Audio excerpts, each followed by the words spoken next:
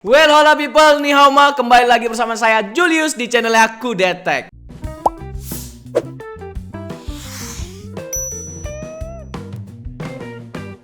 Sebagai Gen Z yang hidup dan tinggal di bentang alam seindah Indonesia ini, kayaknya rugi bandar kalau lupa ada kagak demen explore alam. Ya minimal muncak, ngecuruk, atau riding sekali sebulan lah kayak gua gini kan. Dan kalau udah urusan explore alam begini, punya HP Titan udah jadi sebuah keharusan coy. Lu pada bisa pertimbangin HP Titan yang satu ini nih, Redmi Note 15 5G, yang bener-bener Titan alias tiada tanding bro. Mulai dari baterainya yang semakin Titan dari pendahulunya, jadi berkapasitas 5520 mAh. Ini gue bawa riding sambil nyalain Google Maps selama 3 jam, baterai cuma berkurang 19% aja. Kalau sawit ini kayaknya nggak perlu bawa charger atau power bank deh.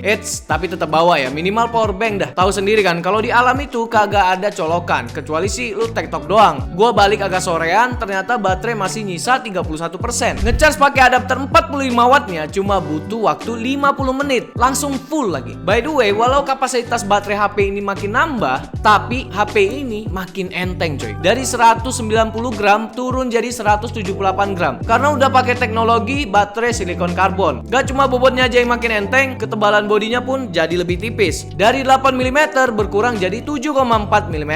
Walaupun bodinya makin tipis, lu pada kagak perlu worry soal durabilitas, terutama bagian layar yang diklaim anti scratch dan bahkan punya kemampuan drop resisten sampai ketinggian 1,7 meter. Jadi kalau semisal mau muncak, lu tinggal masukin aja HP ini ke dalam carrier lu itu tanpa perlu worry soal isian carriernya yang bejibun. Mulai dari pertendaan, sleeping bag, logistik, sampai botol minum, dijamin HP ini bakal aman jaya cuy. Spek Titannya kagak cuma sampai situ, soalnya ini HP juga punya IP rating IP66 yang berarti tahan debu dan juga tahan cipratan air bertekanan tinggi. Jadi kalau lu pada mau muncak atau sekedar hiking ke curug pas musim hujan begini, pede aja pakai Redmi Note 15 5G ini. HP ini juga udah gua pakai buat konten ala-ala motovlogger, tinggal dipasang aja di body strap, langsung gas aja walaupun kena hujan. Layar AMOLED 120Hz Full HD Plus yang berukuran 6,67 inch ini juga siap tempur di bawah terik matahari bre, karena diklaim punya peak brightness up to 3200 nits. Jadi cocok banget buat lu pada yang muncaknya ikut open trip. Misal lu mau koordinasi rute via grup chat, tetap jelas kebaca walaupun di terik matahari. Kalaupun koordinasinya harus teleponan di suasana outdoor yang lagi hujan badai begitu, lu bisa pakai fitur 300% volume biar audionya lebih kedengaran aja gitu ya. Jadi lu pada nggak ngangong-ngangong doang kalau nyasar begitu ya. Terus kalau udah sampai puncak atau udah sampai curug tujuan, HP ini juga udah proper buat ngonten karena udah dibekali lensa 108 megapiksel plus lensa ultrawide 8 megapiksel dan juga selfie 20 megapiksel. Kemampuan videonya bisa sampai 4K 30 fps dan juga ada fitur OIS biar konten mountain date sama pasangan kalian bisa lebih smooth. Lihat dah foto motor gua nih, detailnya tajam, cipratan lumpur di blok mesin sampai ban kelihatan jelas, warna hijau di sawah dan lumpurnya juga natural. Dynamic range-nya juga masih aman walau di bawah terik. Tapi emang bukan yang clean banget HDR-nya. Next, buat foto landscape, karakter warnanya dewasa, nggak lebay. Daun, pakis, semak belukar, detailnya hidup. Tekstur tanah basah sama tangga kayu juga clear terlihat ya. Kabut tentu juga masih ketangkep, nggak kehapus HDR. Ini kalau nggak pakai watermark, pasti banyak orang yang nggak nyangka kalau ini hasil jepretan dari HP entry level. Lanjut foto yang ada objek manusianya, skin tone-nya masih natural, nggak abu-abu atau kemerahan. Pas agak di zoom masih clear, nggak pecah. Warna air, daun pakis sama bebatuannya juga terbilang realistis, tapi memang lagi-lagi HDR-nya bukan yang wah gitu coy. Next, buat hasil selfie-nya yang auto dulu nih. Skin tone-nya natural, background hijau tetap natural, nggak ganggu muka gua nih. Ini udah aman banget sih buat langsung di post tanpa edit. Kalau pakai mode portrait ternyata nggak norak nih bre.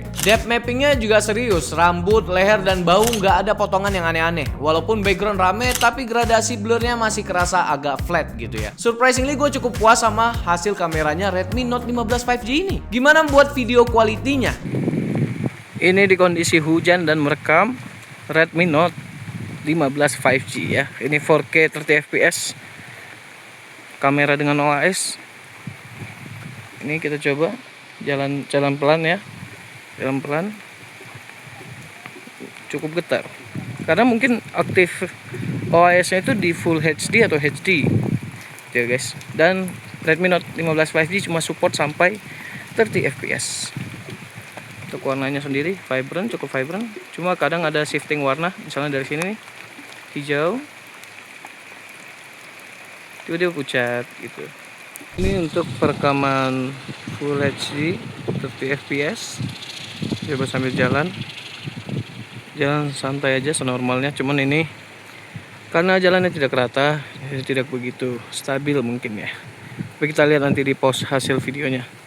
Dan ini di HD 720p 30 fps.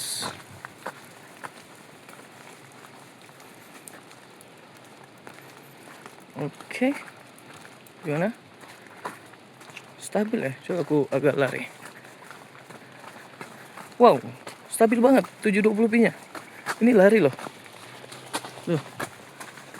Ini dia untuk kamera depan dari Redmi Note 15 5G ya. Ini cuma ada dua opsi, 1080p 30 fps atau 720p 30 fps. Ini untuk mikrofonnya bisa kalian dengar sendiri. Dan untuk kestabilannya bisa kita coba. Ini mau nanjak sedikit ya. Kita coba sambil lari. Oke. Ya, cukup stabil lah, tergantung tangan aja sih ya. Dan untuk dynamic range-nya sendiri, saya lihat dari sini, ini cahaya dari sini langsung ya, cukup bagus warnanya. Namun kalau sudah backlight, blown ya. Jadi dynamic range-nya kurang luas. 720p nya nggak usah kita tes lah ya.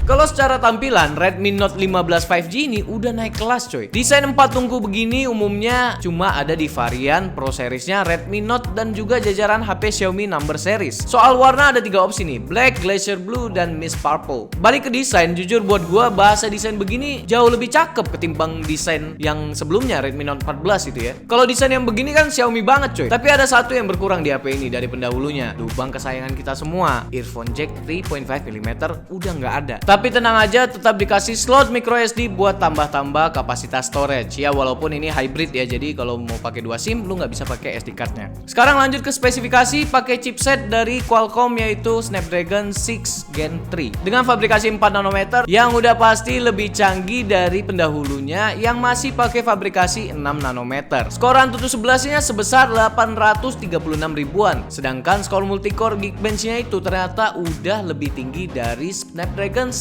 Gen 2 dan juga Dimensity 7300 series, yang artinya chipset ini kagak bisa disepelein bre. Kalau buat memori dan storage-nya opsinya gokil juga bre, mulai dari yang paling kecil 6/128 GB, terus ada 8/256 sampai 12/512. Tadi udah dimention performa sintetisnya, sekarang gue mau kasih gambaran performa gamingnya ini bre. Ada 3 game yang kita tes, mulai dari Mobile Legends yang kita tes di settingan berikut. Hasilnya ternyata cuma dapat 60 fps aja bre, dan tentunya sangat stabil tanpa ada drop frame. Suhu berdasarkan sensor juga masih adem banget di 35 derajat dan konsumsi baterai selama 30 menit gameplay berkurang 7%. Game kedua ada PUBG Mobile yang kita tes di settingan smooth extreme. Rata-ratanya di 58 fps, tapi memang di teamfight seringkali mengalami drop frame. Buat suhu masih adem juga nih di kisaran 37 derajat Celcius dengan konsumsi baterai 6% buat main 30 menit. Terakhir ada game Genshin Impact yang kita tes di preset medium. Hasilnya dapat rata-rata di 28 fps dengan drop frame berkali-kali, yang kali ini udah mulai ganggu sih bre. Buat suhunya masih di angka 38 derajat Celcius, tapi konsumsi baterainya jadi yang paling boros nih, berkurang 8% buat 30 menit permainan. Terakhir kita ada tes buat keperluan editing video di aplikasi KineMaster. HP ini bisa render video 1080p durasi 1 menit dengan waktu 43 detik aja. Nah,